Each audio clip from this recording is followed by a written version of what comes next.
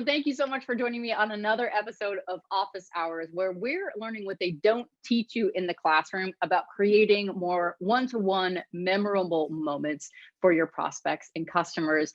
I know I always say that I'm really excited for the guests on my episodes, but I am extraordinarily excited for my guest today, Sydney Sloan, the CMO at Salesloft, who I aspire to be just like a powerhouse marketer with some exceptional experience and some like really clear points of view on how the market needs to evolve and change to meet the needs of consumers. So Sydney, thank you so much. It's like I'm gushing. I'm so excited. It's my pleasure to be here and geek out on all things marketing. So we'll have some fun for sure.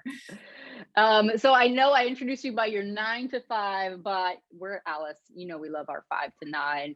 Tell us about your 5 to 9. What do you get up to when you are hanging up your CMO hat? If that's possible these days. I don't feel like you can really hang it up fully these days, but what do you like to do in your free time? So I am a mom first. So I have 2 teenagers who have taught me the real important lessons in life. And so like how to do TikTok dances, like how to negotiate. I mean, no, yeah, how to do TikTok. My daughter actually is a TikToker. I just, they taught me what love is, honestly, like the most important value in life, and learning how to take time off to be present and to build that most important relationship, because that's the one that's going to last my entire lifetime. And so, how can I be the best mom possible, which starts with my 5 to 9 in cooking. So I love cooking. I love making dinner. I like having the kids in the kitchen, dancing preferably. And so that's, if I'm not taking them to a soccer practice or hockey practice, and during COVID, we've spent a lot of time in the kitchen cooking and having a good time. So that's, I love that. And they get involved, they jump in and start cooking with you. Oh, my daughter's a fantastic baker. She does all the baking and creation. And I remember when they were little, they used to do the chopped challenge. And at some point I'm like, I cannot eat another crushed up, cereal with macerated strawberries and chocolate. Like they all ended up tasting the same. So I'm like, you guys, we need to move to actually recipes. Which is kind of funny. To like proteins now and just like sugar. This is great. So they can follow recipe now. And I learned to cook when I was 3 by my mom, and so it's always been something I've been passionate about. So kind of fun to pay that forward. I'm obsessed with that, and it also is part of the reasons why I really love you as a person, but also as a professional, is because you're just so real. You're so authentic. And you lead with that authenticity, which is like so relatable. It's so raw. And I think that's one thing that I crave in the space that we work and live and spend most of our waking hours in. But oftentimes, like, I don't see it as often as I would love to see it. Like, let's like unpack that a little bit. Like, where is the authenticity in marketing? Where is the relatability in the folks in the ecosystem? Yeah, I think, well, first of all, I think we have to give kudos to the industry. And I think that tech is probably a little bit evolved than others. But, when I think about the power that Brene Brown's had on me personally, and just starting to have the conversations about what it means to be vulnerable and put yourself out there. And in doing that, realizing the connection that you can make with people because they get to know you. And so that whole idea of authenticity is actually one of the things that drew me to Salesloft. I mean, that was, sincerity in sales, I think, was their our first, mantra and authenticity. And it really is about building relationships at the end of the day. And I think it's really tough in marketing. I mean, we've talked about personalization. I've been talking, I was at Adobe for a really long time, and I was working on Adobe Experience Manager at the end of it. And we were talking about personalization, and, that was mind blowing back in 2010 that you could quote unquote personalize your website. Well, personalize meaning, you could put them in the right industry. You could see from their cookie history, certain parameters. So you could make it more personalized, but really, was that personalized? And then looking at marketing automation and trying to write emails to 1,000 people, guess what? They kind of know it's marketing because it's not personal. And so we just started to ignore it. And so I think we're at this whole point where figuring out ways to connect with people in all facets of life, not just in business, is something we're all striving towards. And so that's what I love about what we get to do on a daily basis, you and I, MK, because we get to help teach people how to be more authentic and build personal relationships in the business world. And frankly, some of my best friends came from the business world, so I don't know where that line is anymore, right? Honestly, so I learned a new word this week that I used to call work-life balance, but someone challenged me to think about it as work-life harmony. And in like, I'm a music nerd. I thought I was going to be on Broadway when I was in high school, but harmony is about complementary facets, right? Like a note with a complementary note really helps round out the sound and the piece. And that's exactly where I think we all are. Obviously, for many of us at the time of this recording, we've been working and living all in the same space because we've been in quarantine, and finding that harmony has been really important. So I don't think that you have to sacrifice and literally take the hat off. Like, I think they should all be very much intertwined and interwoven, as long as you have harmony in it. When you have that like fifth note that like skews it, you don't have harmony anymore, and like you should reassess and evaluate. But one of the things, oh, sorry, go ahead. No, I was going to say, I've talked about work-life integration. I like the idea of harmony. It looks like something beautiful when it goes well. But it's also just riffing on what you said, like, we know so much more about people now because we're talking to them in your personal space. Our kids walk through, or whatever else. My cat usually jumps up on the table at least 5 times a day, if not more. I'm really hoping for a twinkle sighting. Oh, it's a big deal now. She's got her own meme. And so, I think it's almost accelerated. I don't want to say forced. I want to say accelerate our ability to be real with each other about, our lives and the challenges we face and how we're all dealing with it. Because it's not going to go back. It's always, I hope this continues to be a path forward of, seeing each other for who they are as human beings first. And then, then you get to work together. Yeah, it's such an important call out too, right? Like, I love, and it makes me uncomfortable when people don't point out the background signals, to be like, oh, hey, introduce me to your cat. Who is this? Or like, oh, I was literally just on a call where I could hear that someone's child was crying in the background. And I was like, can we just pause? I know this, like, we're at a good place in our conversation, but you're not in a good place, like, with whoever is crying or complaining in the background. Like, let me give you a couple minutes. You just jump in and tend to whatever they need. Nothing some Cheetos can't fix, right? But still, it's really important to acknowledge and spend that time bonding over that authenticity and the relatability. Going back just a little bit, one of the things that you mentioned before was that, we have automation, we have personalization, and we all know that they're generic emails that are being sent out that are automated. And yet we're all complaining about the fact that we're still using the automation to create these generic, like, automated one-to-many experiences. What's the friction there? Like, why do we know better, but still don't do better? Oh, that's such a good question. I have two thoughts, and then I'll throw a stat in. So I think the first is we're all just so busy. It's just easier to hit the button that says send all, right? Than take the time. I have a perfect example. I've been sponsoring, I'm hosting a virtual event for our sales team with other CMOs, and we wanted to invite 35 people. And so I go into Salesloft, it's a cadence, and I do it on a Sunday, and I don't know some of these people. So then I go to their LinkedIn and I connect with them on LinkedIn because I'm going to invite them. And then I find out we have a connection.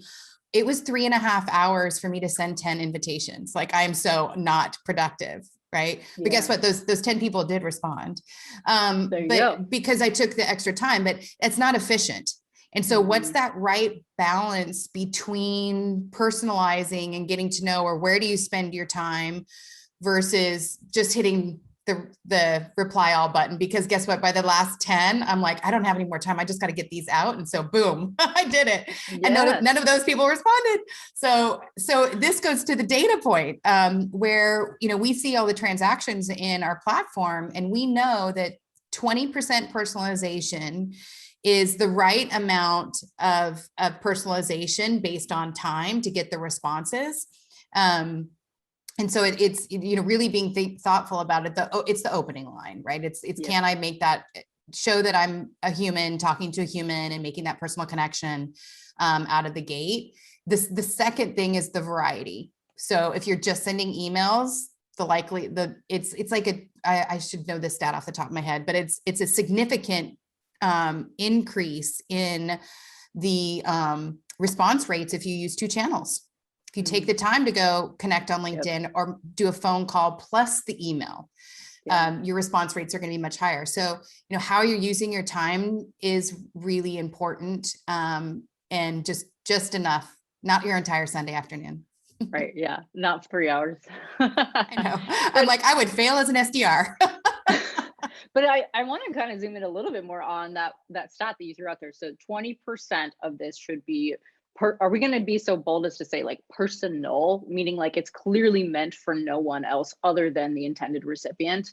Like that 20% should be that level of granularity and one-to-one-ness. Yeah, it is around customizing the message to who you're talking about. And so it could be enough to be a persona and a pain point. It doesn't have to be like, hey, we went to the same school, or, I saw, although that is effective, I saw that you recently posted on this. Like if that person is active on their social networks, or if you can pick up some kind of social cue from their networks as to, their age or, their background or where they're from. And so that bit of personalization does matter. Here's work-life integration. That's on right there. Do we want to have a cameo? It doesn't sound like it's Twinkle. Harmony. Yeah. He's 16, so his voice is really low. Maybe we can harmonize. So the amount of personalization, it doesn't have to be, hey, MK, I've, been stalking your LinkedIn and, I noticed you do this great show, but picking up a signal from that is what's important. The other thing is technically, so this goes to the systems themselves. If you send the exact same email, you look like marketing automation. Guess what? Spam filters were built for that. Yep. And if you send the same email, outbound prospecting email, even if it's coming from a sales engagement tool, if you're sending the same one to thousands of people, the algorithms are going to learn that it's spam and you're going to get filtered out. So if you want your deliverability rates to stay high, you do need to ensure that you are doing that level of customization.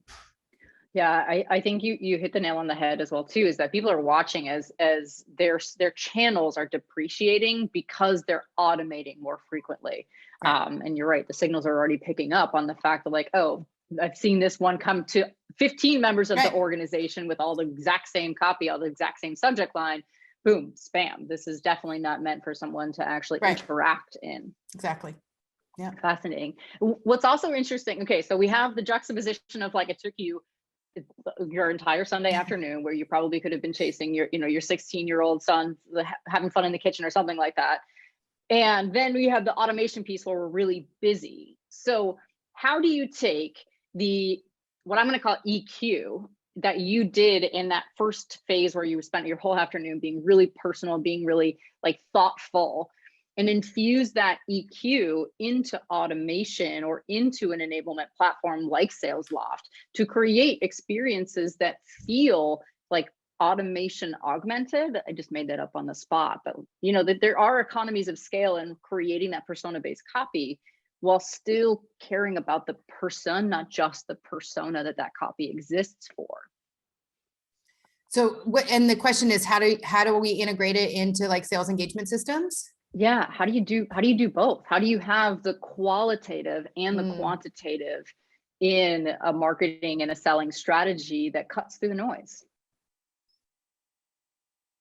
It's really hard. I mean, because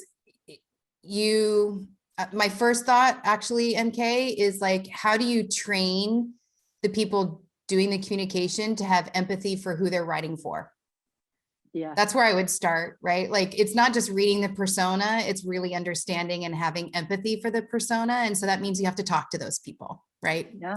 So, and if that, or how you get your teams to understand who those people are, if they're not like themselves. And this is actually a real world challenge for us, because Salesloft has sold to people like us for so long. This is the backbone of our business, was SDRs selling to SDRs. So they could empathize right away because they were one. But now as the market expands, we have new buyers, new markets that are not awesome startup SaaS companies, we have to teach them how to be curious, how to have a hypothesis, how to learn and take the time to learn so you can develop, understand your buyer. Because if you don't, then it's not going to be authentic. And so maybe that's where I would start. It's like, it's whoever's writing the copy, make sure that they take the time to really understand who they're writing for. I also like the idea of using people inside your own company. If the persona exists in your company, well, let them help you write it. They know better than you do. So using the resources that you have in order to get that done. Yeah, I think that's an easy win right there, right? Like just interview the folks within your organization that have the same functions or similar roles to the folks that you're prospecting into. That's like low-hanging fruit for sure. Yeah. Where do I'll you see I'll give you one more example of that just popped into my head. So tough life lesson learned, my first time marketing to developers. And this is back in the Adobe days. And so, I'd been marketing to governments and manufacturing, financial services, those kinds of companies. And I got assigned to Cold Fusion and Flash. And so I come in and, I start doing my thing and it bombed because guess what? Developers don't like to be marketed to. And so that was a good lesson. It was like, oh, I need to use my skills and talents as a marketer, but I need our developer evangelists to be the center of the show. And they took over and I was the supporting role of how to lift them up and build their brand. And yeah, developers want to talk to developers. They want to talk to evangelists. That was a good lesson. Yeah, skepticism is by nature. It makes a lot of sense that they're only going to listen to folks that have that demonstrated domain expertise. It makes a ton of sense, but it also made all the difference as well too for the folks that you helped to elevate and show how much their authentic selves can actually be a really powerful mechanism and tool for helping to propel and amplify a brand as well. So going back to like what you were also saying about teaching, it's funny, we almost came full circle. You talked about Brene Brown being a source of influence for you and your authenticity, but she also talks a lot about that vulnerability that you need to put yourself out there. And that then helps with developing the empathy for the folks that you do business with.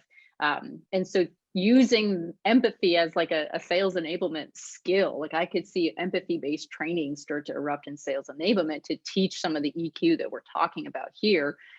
And the intellectual curiosity piece is also like massive. How to get curious, how to ask good questions that really tease out really good parts of the story for the person you're interacting with. That goes a really long way. One of the things that I also really want to like dive in with you as well too is as your company, Salesloft, is trying to evolve this space forward. Where are you seeing a massive role between the sales and marketing alignment with some of that vulnerability and empathy? You mentioned whoever writes your copy. I'm finding more marketers are writing copy for sales reps these days than sales reps actually are. Like, how do you build the divide between these two orgs that historically have acted like cats and dogs, but really now need to be far more harmonious together? So I love, there was a customer of ours who had this concept of a cadence committee, and it was marketing and a couple of SDRs and a sales leader, and they would meet to talk about the performance of their existing cadences. So they were holding themselves accountable and had a set time to see what was working. And they were all learning from it. It was like, oh, this message works with this buyer type. And, who's really good at executing against the cadences and letting them test out new messages. Because I think you always have to, marketing isn't 100% right and sales isn't, like it's that really learning together and building the relationship between sales and marketing on solving the problem together raises both sides. So if you can, build the bridge or build the opportunity where the teams can come together to learn and collaborate, that's the perfect example. If that's your product marketing team that then is in the trenches with the SDRs learning, helping them adjust the copy, but at the same time, you still want to allow for exploration in the cadence committee. And what I personally recommend is that you still because you don't want the wild, wild west. You still need to manage and kind of keep your house clean so you can measure against it. So who do you allow to test new copy and then envelop that into your overall library of cadences?